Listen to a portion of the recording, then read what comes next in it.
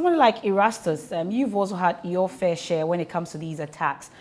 In some cases, we've had verbally. I don't know what has become of that particular case with Kennedy Ejapong, amongst others, and the physical assault, amongst others. Let's hear your thoughts when it comes to the abuse of journalists in your line of work, for instance, and how most of the time it goes unpunished. Well, MFA, I can tell you about, started with my expose of military men as protecting a miner in the Odahon forest. If I tell you about the harrowing story of how my driver was punched in the face 3 times by the military men in the forest, we were kept for 5 hours. And we're told we cannot move. And so I would say that we were detained unlawfully, led by the owner of the site, Donald Ntua himself, and military men, over 30 of them, fully armed.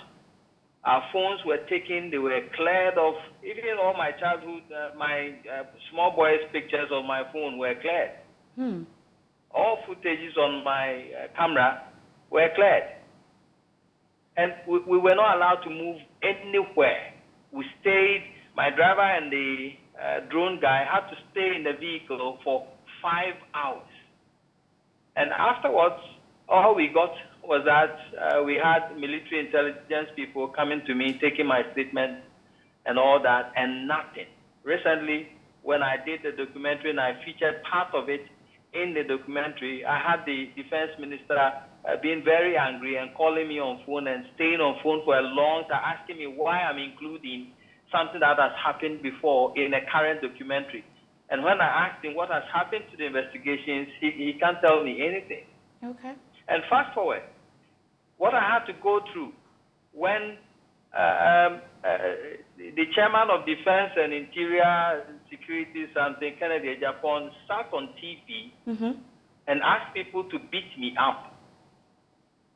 Do you know how it feels like walking around and knowing that anybody at all can attack you at any time and you don't know who is coming?